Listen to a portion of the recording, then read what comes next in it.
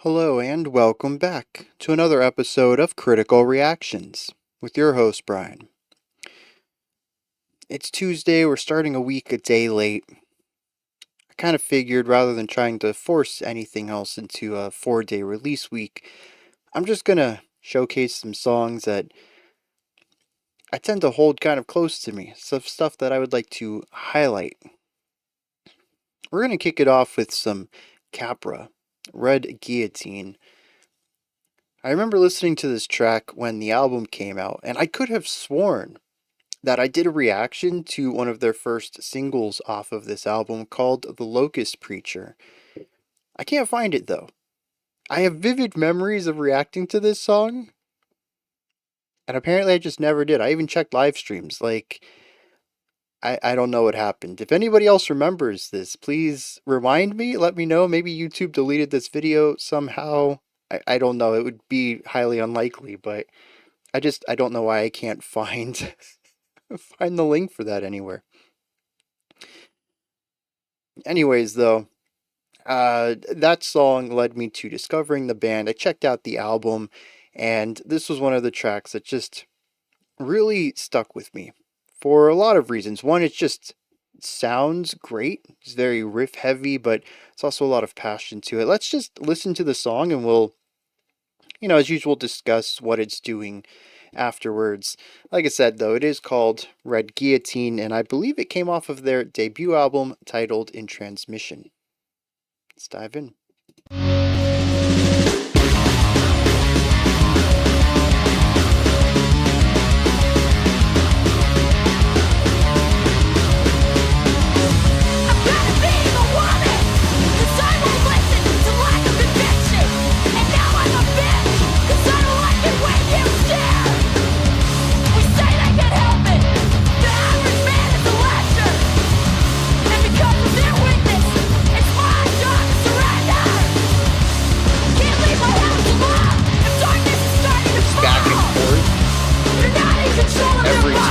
Switching up the feeling, whether it's slow, with emphasis on toms, or higher, bringing in the singles. Bringing a lot of room for the vocals to shine through here.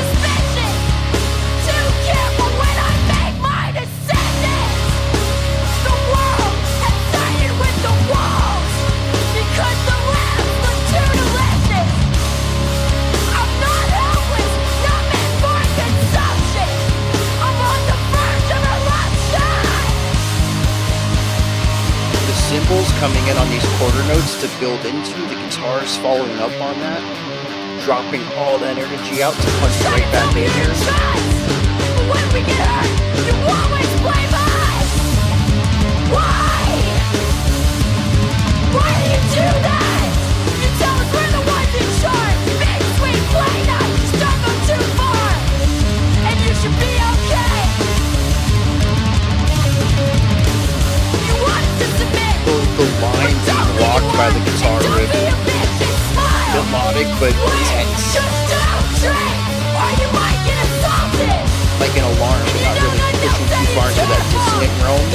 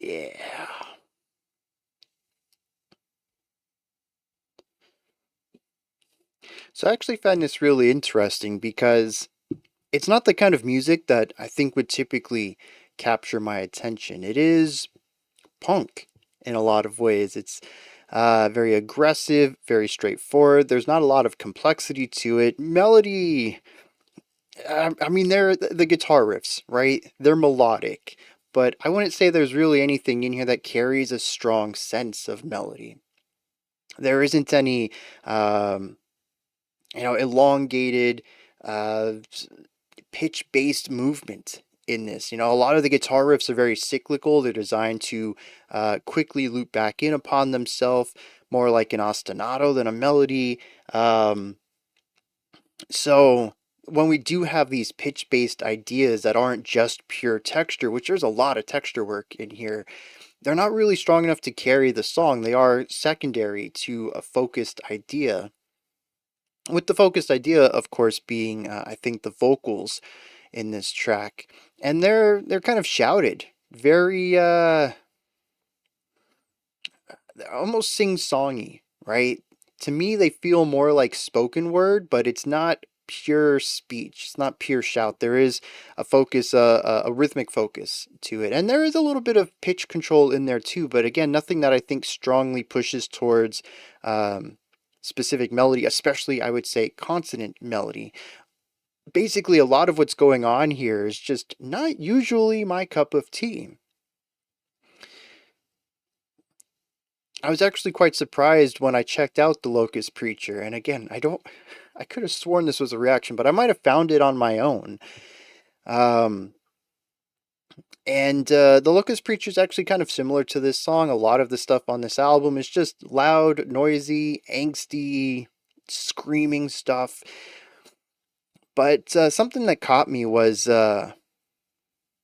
interestingly, a connection between the underlying music that supports the vocals and the vocal line. There's a lot of places in here where, as I even mentioned there in that second section, that the instruments kind of cut out and create a space for the vocals to be clearly heard through at specific moments. We actually hear this a little bit towards the end of the track as well. And it's something that I think the album does well, but I think this song showcases really good, is the instruments and the vocals being well aware of each other and what kind of space they need for emphasis. And so here there's a couple of lines that I think just really cut through. It's part of the message that cuts through, but the instruments kind of back out and allow the vocals to be present in those moments, for those sections lyrically to be heard and emphasized. But beyond this idea of like a push and pull, too, there's a lot of neat areas in here where the rhythmic parts of the vocals and the instruments kind of line up too. They're almost always doing their own thing, a little supportive of each other, but also distinct. There's very few places in here I'm like, oh, the vocals are just singing the same rhythm as the guitars. Like that just doesn't happen very often. But there are places where it does, where they start to emphasize the same beats or parts of the bar. And it allows for these, once again, to have this extra bit of emphasis. It's this interplay between these two groups. The guitars, the bass and the guitar are synchronized in a lot of this track. And a lot of how they're emphasizing their rhythmic ideas can also be felt in the drums. They're sort of a very cohesive, well-oiled machine, all working together to form this underlying part. The vocals tend to be a bit more distinct from that. But there are these moments where it all comes together. And I think this push and pull, this dance of the vocals and the band, is what really it's what caught my ear the first time around. It doesn't just sound like a bunch of noise. It isn't just this unified, singular musical vision either. It's somewhere in between. They can come together and really emphasize these core moments, and they can also dance around each other and carve out space for each other too. To me, a lot of punk music, especially hardcore punk, which I think this is what this is, with like a little dash of metalcore, right? I don't know. Some of you all genre people can like let me know what's going on here, but I think that's like a general area that it's in. But it can often feel very blunt tool to my ears. Uh, a lack of layering, a lack of um, uh, complex writing and stuff like that. I think this, while still being on the simpler side, I'm not going to elevate this and say, this is some prog metal of hardcore punk or something like that. It definitely sits on the simpler side of writing, but I think it does just enough to pull it out of that and find a little bit more complexity that I don't typically hear in the style. That just works for my ears. Now, I mentioned in the lead up to the reaction is that I really enjoy the riffs in here. I'm not usually a riff guy, but this album is full of solid riffs. And I don't think I picked this one specifically for the riffs, but there are also some really great ideas in here. It's just a song that constantly feels very rule of cool. I don't know if I would put them on the same level as, say, Bolt Thrower, who is just constant, solid metal riffs. I don't think I've ever heard a bad one from them. But I also, I'd put Capra somewhere in that area too. On the whole album, they write a lot of linear pieces, and we actually see that in here too. This section goes from, I think, A, B, C. Whoops, sorry, dang. A, B, C, D, E. There's 5 sections, I think, to this song as far as focusing on the riff aspects, what the guitars are doing, and kind of how the drums are supporting that. And they're all unique-ish. Keep that in mind. I'm going to come back to that in a second. But this is how the entire album is written. Just a series of new riffs. And dang, everyone's just solid. Everyone's just good. They all just have this rule of cool, edgy meatiness to them that dances between stuff that feels a bit more nuanced and linear. We did have a couple, I think one riff in here that went beyond the 2-bar phrase and went to a 4-bar phrase and just had this nice little bit of longevity to it. And that was a nice way to balance out those shorter 1-bar ideas. It just was this tight cycle over and over. But the lengthier ideas also balance out, since they have a bit more movement and direction to them rather than a cyclical focus of just allowing the riff to circle back in upon itself. It balances out some of the gnarlier sounds. We have the longer riffs tend to have a little bit more of a consonant element to them, not just harmonically, but also in direction and fluidity and flow and sort of like a storytelling. Again, not really melody, but melodic, bringing in melodic qualities to it. And this opposes some of the gnarlier sections, like the one I pointed out, that sort of walk the line between an alarm kind of dissonant sound and a nice little 2-bar riff. Something that has movement and direction, but cycles back in on itself rather quickly.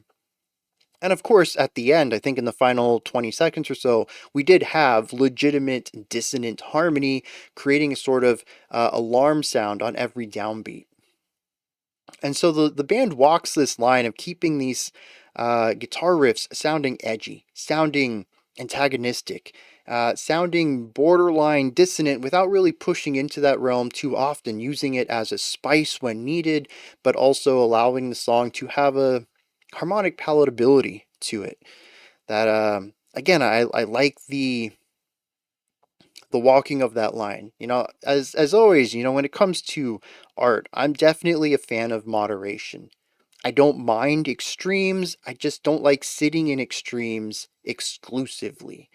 Or even for like an elongated amount of time, unless that extreme is palatability. I can take palatability for a long time. I know some people kind of find that to be boring, or maybe if it's like pop, it's too sweet to listen to or something like that. I can deal with that, but you want to throw me into like esoteric, experimental, dissonant microtonal stuff. It's got to be balanced with something a bit lighter, and I think again Capra walks that line very well, at least for my tastes in particular. This might be a bit too light for some like true hardcore fans, and it could also be very heavy for people who tend to like more palatable harmonic ideas. I am ignoring the elephant in the room. I wanted to save it for last, though. When it comes to projects like this, where the music is definitely pushing past my sensibilities, what I typically enjoy in music, there is one, I'd say it's almost a universal thing. I've said the same thing about Spire in the past. Their music is very much not my cup of tea. However, and if you'll remember my reaction to Hostile Architecture. No, we listened to dang, what was that song called? Hostile Architecture was the album. Why can't I remember the name of the song? Anyways, it's linked up there, right? I'll put the link up there for you to listen to. The music wasn't my cup of tea, but I mentioned that I was brought into it, that I was sucked into their world because of a charismatic frontman. Because the vocals just pulled me in and said, "You're gonna listen to this because I'm impassioned about what I'm saying." And that opens the door for me every time. If y'all give me some black metal with some engaging vocal work to it, I'm gonna get sucked into it. I will find a black metal band. Actually, Spire kind of fits that, right? They're like experimental black metal. But I mean, the same thing happened here. If this was any other vocalist, I'm not entirely sure I would have gotten deep enough into the music in order to appreciate some of the elements I'm not usually a big fan of, and really getting to dig into the nuances of the writing itself. I probably would have just written it off as that simple loud punk stuff and went on with my life. But the vocals are impassioned. It made me ask what's being said here. And I think it was even Locust Preacher. I it was the first time I listened to it. I didn't even have the lyrics. I had no idea what was being said. And to be fair, I don't think I understand any of the lyrics on this album before I heard the lyrics. I mean, that's just harsh vocals for me generally. But the first time I heard Locust Preacher, though, I remember like having tears begin to well up. I don't think I was like bawling or anything like that, but like my eyes were starting to water. And a lot of it came down to the vocal delivery. I didn't know what was being said, but I could feel it. And a lot of that comes through here as well. And when I went and read the lyrics and listened to the song with the lyrics pulled up, and it's just like having this pairing of the emotional energy of the song, both musically and vocally, and having the lyrics there and hearing these words and having this message being portrayed in this style, everything clicked for me. This really isn't a song I think that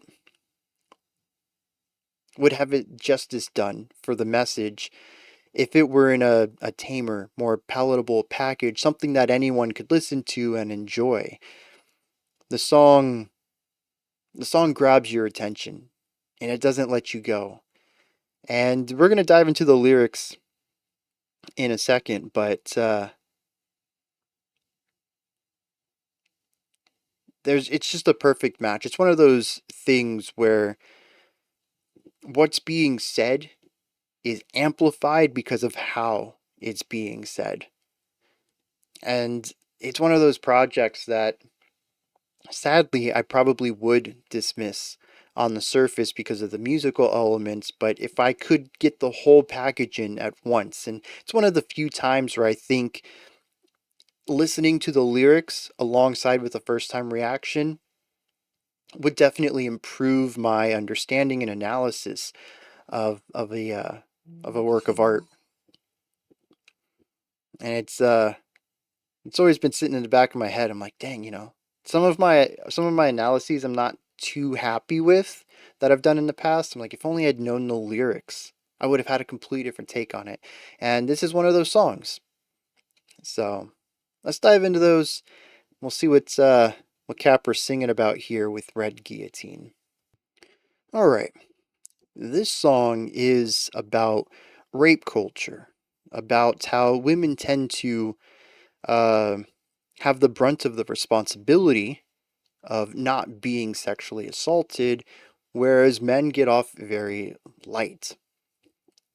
And obviously, I think if you listen to the music, it's an anger about this improper place of responsibility. The first stanza says, "We say that they can't help it, that the average man is a lecher." A lecher is just someone who is hyper focused on sexual activity. It says, "And because of their weakness, it's my job to surrender? I can't leave my house alone if darkness has started to fall. They're not in control of their bodies, and somehow that's my fault?" This sets the tone, I think, for the entire song. And despite the track starting out pretty angsty already, I think the song gets angrier and angrier until the very end, of course, where the guitars are giving us that dissonant alarm sound, which to me is just a boiling of the water. We are now at the peak of intensity. But right here, I really like this part because when I had pointed that the guitars kind of cut out a little bit and allow the vocals to shine through, we also hit a halftime feel right here while also slowing the tempo down a little bit under that halftime feel. And so the previous sentences are kind of delivered rather quickly, and then this one comes in rather slowly. It says, "I don't care if you hate it. Your rules are outdated." Just immediately saying, yeah, this is the way it's been, but that's stupid. And you need to get on board because that's such an old way of thinking about things. She says, "I've lived a life hardened by suspicion, too careful when I make my decision. The world has sided with the wolves because the lambs look too delicious." Dang, that line gets me every time. And it's such a succinct way of putting the situation into words.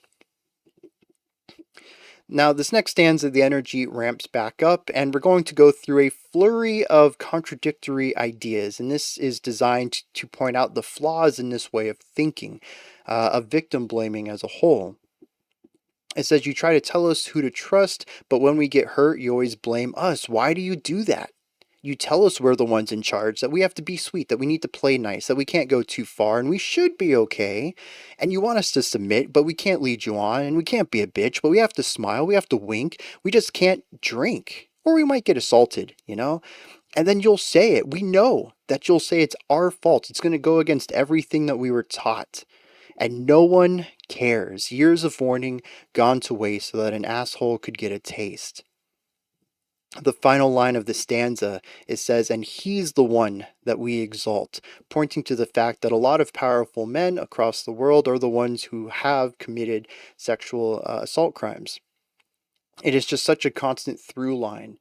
And yet, despite being terrible people, they're still the ones at the top of the food chain. They're still the ones who get all the praise. The final part of this song, then, is a rallying cry. It says, "We won't be wronged anymore. We know what we're fighting for. You can hate, you can ridicule, but it won't mean a thing next to the pain that we've endured. Your words are no more than a sting. We're battered and bruised, but we've got nothing to lose." And it is just, yeah, dude. Good bars, great poetry, strong message, something I resonate with, and just delivered in a way that I think works from an artistic angle. And that's really going to be the thing that gets me into music that is typically outside of my comfort zone. And it's all delivered in a way that feels very impassioned. There's definitely uh, there's an alternate reality where this song would have been performed in a more hardcore style of vocals, maybe something a bit more traditional rather than the shouty, screamy kind of stuff going on in here. And I don't think that would connect with me as much as this. And it all just it comes together into a package that I think works on an artistic level, something that the artists themselves can stand behind and say that this is us. We're proud to make this. But I also think that from a consumer angle, the music out of this is very cool, and everything just ties together into something that um, it works both on an artistic level and just good music. And that's going to be the stuff that sticks with me. If you enjoyed this, the whole album, like I said, it's pretty close to this. A lot of hard hitting songs lyrically and musically. Um, and I highly recommend it. I do. Those are my thoughts. Capra's Red Guillotine. I can't believe Red Guillotine from In Transmission. Let me know what you thought of this track, if there's anything that stood out to you, anything that you would like to add on to what I said or correct me on. Maybe you have your own thoughts and opinions about this track. Put all of that in the comment section alongside any other thoughts you might have. Above that, in the description box, if you could, you'll find a link to Linktree. It'll take you here. You can find links to my music, ways to support the channel, a link to the Discord server, and so much more. Above that, if you could, like, subscribe, and ring the bell. I greatly appreciate all three of those. Alright, that wraps it up for today. There won't be a second video today. We're only doing one video each day this week. I'll be back tomorrow, though. We're going to continue on this little bit of Bryan wants to showcase some stuff he likes tour of music, I guess. And that'll be at 5 p.m. Eastern Standard Time, 10 p.m. UTC as usual. Until next time, remember to be critical, not cynical, of the music you listen to, and have a fantastic morning, afternoon, or evening, whenever you choose to watch my videos.